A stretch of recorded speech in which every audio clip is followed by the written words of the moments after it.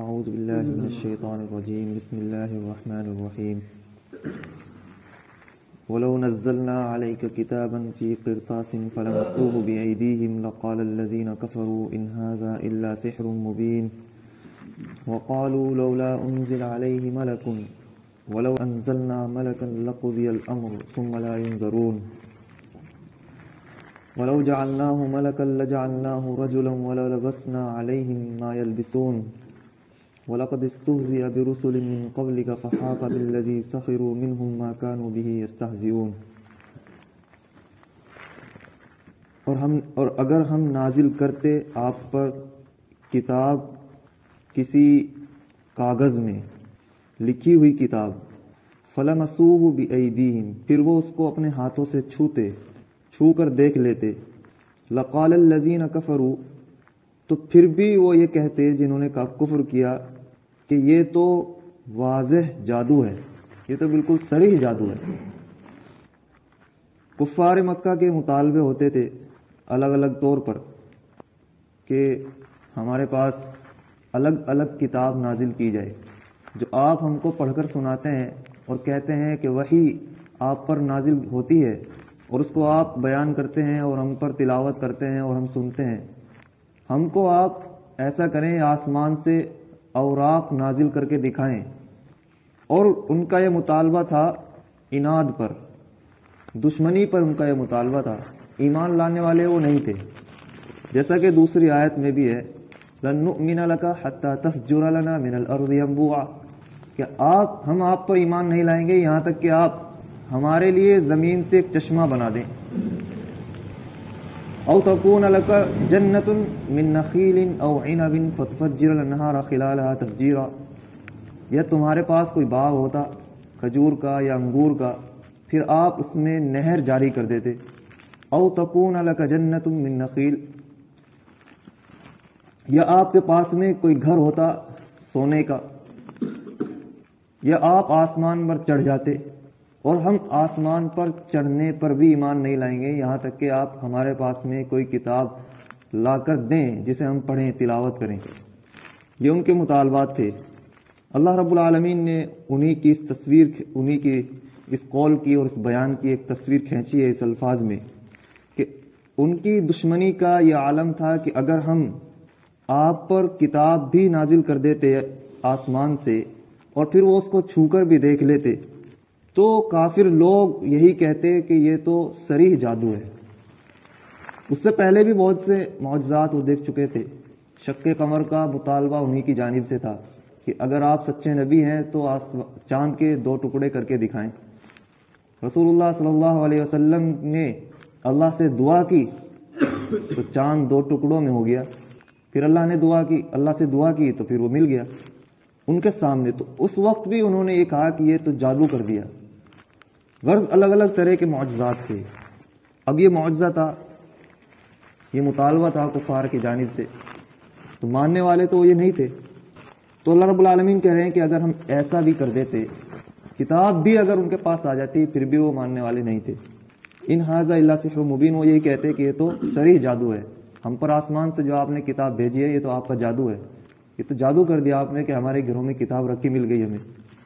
وقالوا لولا انزل علیہ ملک، اور انہوں نے یہ کہا کہ کیوں نہیں اس آدمی پر کوئی فرشتہ نازل کیا گیا، کہ آپ کے پاس میں ایک ایسا فرشتہ ہوتا جب بھی آپ دعوت و تبلیغ کرتے تو آپ کی ساتھ ساتھ تصدیق کرتا کہ ہاں سچ کہہ رہے ہیں، بالکل ٹھیک کہہ رہے ہیں۔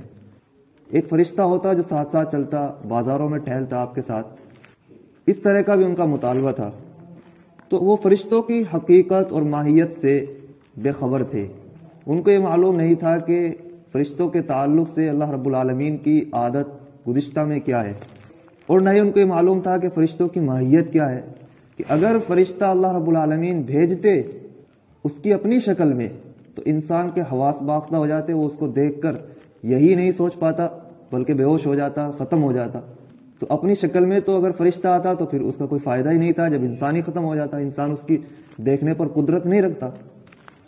اور اگر فرشتہ بھیجتے انسان کی حالت میں تو پھر وہی اشکال ہوتا، جیسے یہ انسان ہے ان پر اشکال ہو رہا ہے جن پر وہی آ رہی ہے۔ غرض فرشتے کے بھیجنے سے کوئی فائدہ نہیں تھا لیکن نقصان ہو جاتا۔ نقصان یہ ہوتا کہ پھر اگر کوئی انکار کرتا تو پھر فرشتہ اس کو بخشے نہیں تھا، ساتھ ساتھ رہتا تو تماچا ایسا مارتا گھما کے ختم کر دیتا بالکل ہی۔ انکار کرنے والے کو پھر وہ بخشنے والا نہیں تھا۔ یہ اللہ رب العالمین کا رحم اور کرم تھا کہ اللہ نے فرشتہ اس طرح رسول اللہ صلی اللہ علیہ وسلم کے ساتھ نہیں لگایا اور اس طرح نہیں بھیجا انسان کی شکل میں کہ اگر بھیج دیتے تو پھر ان کو ذرا برابر بھی مہلت نہ دی جاتی۔ ان کو مہلت دی گئی ہے کہ مستقبل میں ایمان لے آئیں گے، تو یہ اللہ رب العالمین کی رحمت ہے، اس کا کرم ہے۔ اور انہوں نے یہ کہا کہ کیوں نہیں ان پر فرشتہ اتارا گیا، وَلَوْ أَنزَلْنَا مَلَكًا لَقُضِيَ الْأَمْرُ۔ اللہ نے جواب دیتے ہیں کہ اگر ہم فرشتہ اتار دیتے تو پھر فیصلہ ہو چکا ہوتا۔ فرشتے کی ماہیت میں یہ نہیں ہے، اور اللہ کی عادت شریفہ بھی یہی ہے کہ ایک چیز کا جب مطالبہ کر دیا گیا اور پھر اس کے انکار پر اللہ رب العالمین نے ان کی پکڑ ہی فرمائی ہے۔ تو فرشتہ اگر اتار دیتے تو پھر فیصلہ کر دیا جاتا، ثم لا ينظرون، پھر ان کو مہلت نہیں دی جاتی ذرا برابر بھی۔ وَلَوْ جَعَلْنَاهُ مَلَكًا لَجَعَلْنَاهُ رَجُلًا، اور اگر فرشتہ ہم بھیج بھی دیتے تو پھر اس کو انسان بنا کر بھیجتے۔ وَلَلَبَسْنَا عَلَيْهِمْ مَا يَلْبِسُونَ، تو ہم ان کو پھر وہی شبہے میں ڈال دیتے جس طرح وہ شبہ کر رہے ہیں۔ یعنی فرشتے کے بھیجنے کا کوئی فائدہ نہیں تھا۔ اپنی اصل حقیقت میں وہ انسان کی قدرت میں نہیں ہے کہ اس کی شکل دیکھ سکے، اور اگر بھیجتے انسان کی حالت میں تو پھر وہی سوال دہرایا جاتا ہے کہ یہ انسان کیوں آ گیا۔ مثلا ایک آدمی ہے ہمارے درمیان رہتا ہے، ہم اس کو جانتے ہیں، سچا ہے، 40 سال کی عمر تک ہو گیا ہے، اب تک کسی نے اس کو جھوٹ بولتے نہیں دیکھا ہے، کسی نے اس کے ساتھ میں کوئی غدر نہیں دیکھا ہے، کسی نے بھی نہیں دیکھا کہ وہ ایک بے تکی بات کرتا ہو، ہمیشہ سچا ہے، باصلاحیت ہے اور قوم کے اندر معتبر ہے، ہر شخص اس کو امین اور صادق کہتا ہے۔ پھر ایک وقت میں آ کر وہ کہتا ہے کہ لوگوں میرے پاس اللہ کی جانب سے وحی آئی ہے، تم اس پر ایمان لے آؤ۔ اس پر ایمان لانا زیادہ مناسب ہے بنسبت اس کے کہ کوئی باہر سے ایک انسان آئے جس کو ہم جانتے بھی نہ ہو کہ وہ کون ہے، اور پھر وہ آ کر ہمیں کہے کہ ہم پر وحی آئی ہے، ہم پر ایمان لے آؤ۔ دونوں میں آسان کون ہے؟ دونوں میں آسان وہی ہے جو ہمارے درمیان برتا ہوا ہے۔ اگر فرشتہ آتا ہے انسان کی شکل میں اور پھر وہ آ کر کہتا ہے کہ میں فرشتہ ہوں، تو اس کو ماننے کے لیے تو کوئی چانس ہی نہیں تھا۔ اور فرشتے کی عادت بھی یہ تھی کہ پھر اگر کوئی نہ مانتا تو پھر ثم لقضی الامر، فیصلہ ان کے پاس پھر کر دیا جاتا، تو کوئی فائدہ نہیں تھا۔ وَلَقَدِ اسْتُهْزِئَ بِرُسُلٍ مِّن قَبْلِكَ وَحَاقَ بِالَّذِينَ سَخِرُوا مِنْهُمْ مَا كَانُوا يَسْتَهْزِئُونَ، اور آپ سے پہلے رسولوں کا بھی مذاق بنایا گیا۔ رسول اللہ صلی اللہ علیہ وسلم کو تکلیف ہوئی اس طرح کے مطالبے سے کہ کبھی کہتے کہ ہم پر کتاب نازل کرو، کبھی کہتے کہ آپ پر فرشتہ کیوں نہیں آیا، کبھی کہتے کہ آپ اپنے لیے سونے کا گھر بنا لیں، کبھی کہتے کہ آپ ہمارے لیے چشمہ نکال کر دکھائیں۔ بہت سے مطالبات تو ان کے پورے کر چکے تھے۔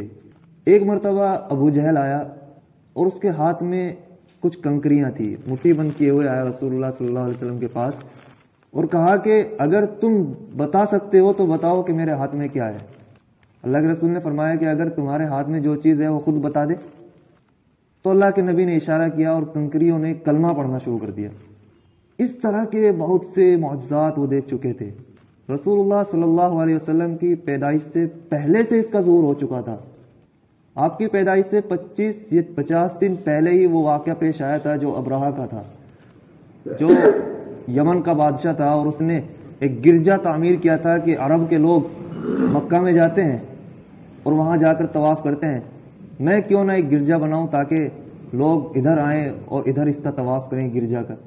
اور بہت اس نے پیسہ لگایا، چمک دمک لگائی تاکہ لوگ اس طرف زیادہ متوجہ ہوں۔ لیکن ہوا یہ کہ کسی نے، کوئی عرب کا شخص تھا، وہاں جا کر اس نے پخانہ کیا اور بھاگایا۔ اس کو بڑا غصہ آیا، وہ چل دیا وہاں سے اپنے ہاتھی اور گھوڑے لے کر، مکہ کے قریب آیا تو اس نے آس پاس کی چھاونیوں پر جو چراگاہ تھی ان پر آ کر حملہ کیا اور وہاں کے اونٹ اور بکریاں گرفتار کر لی۔ اس وقت خواجہ عبد المطلب مکہ میں تھے جو سردار تھے، وہ گئے، انہوں نے کہا کہ آپ ہمارے اونٹوں کو چھوڑ دیں۔ ابرہہ نے کہا کہ میں تو آپ کو بڑا سمجھدار شمار کرتا تھا، میں آپ کے گھروں کو ڈھانے کے لیے آیا ہوں، آپ کہتے ہیں کہ آپ میرے اونٹ چھوڑ دیں۔ تو عبد المطلب نے کہا کہ انا رب الخیل، میں تو اونٹوں کا مالک ہوں، وللبیت رب، اور مکہ میں جو گھر ہے اللہ کا اس کا ایک رب ہے، یمنعہ، وہ اس کو روک لے گا۔ آپ اونٹ لے کر واپس آ گئے، پھر اللہ رب العالمین کی جانب سے ابابیل اپنے پنجوں اور چونچوں میں کنکریاں دبائے ہوئے اس لشکر پر نمودار ہوئی، اور ان کی تیزی اس قدر تھی کہ جس انسان پر جو کنکری گر جاتی اس کا بھوسا بن جاتا، آر پار نکل جاتی، سر سے نیچے تک پہنچ جاتی، گولی کا تلوار تھا ان کا۔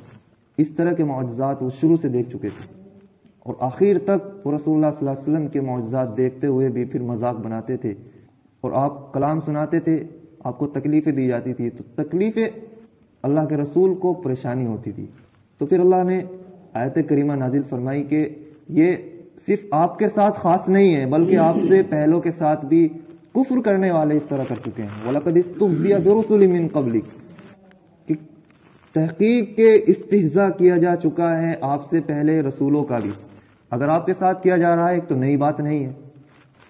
فَحَاقَ بِالَّذِينَ سَخِرُوا مِنْهُمْ مَا كَانُوا بِهِ يَسْتَهْزِئُونَ، تو انجام ان کا یہ ہوا ہے کہ جس عذاب کے تعلق سے وہ مذاق بناتے تھے اس عذاب نے پھر ان کو آ پکڑا، جیسا کہ حضرت نوح علیہ الصلوۃ والسلام کے ساتھ ہوا تھا۔ جب آپ کشتی بنا رہے تھے تو قوم آتی کہ نوح کیا کر رہے ہیں، آپ فرماتے کہ میں کشتی بنا رہا ہوں، کہ کہاں چلاؤ گے، یہاں تو پانی بھی نہیں ہے۔ آپ فرماتے کہ اللہ کی جانب سے ابھی ٹھہر جاؤ، انتظار کرو۔ پھر ایک وقت آیا کہ اللہ رب العالمین نے وہاں دریا چڑھا دیے اور بے شمار پانی برسایا اور سمندر پھوٹ پڑا، تو وہ کشتی کام آئی۔ تو جس کا مذاق بناتے تھے پھر اسی عذاب نے ان کو آ گھیرا۔ فحاق بالذین سخروا منہم ما كانوا بیستہزئون، تو پھر ان لوگوں کو آ گھیرا جو ان کا مذاق بناتے تھے، مسخرہ پن کرتے تھے، سخروا مسخرہ پن کرتے تھے، ما كانوا بیستہزئون، اس عذاب نے جس عذاب کا وہ استہزاء کیا کرتے تھے۔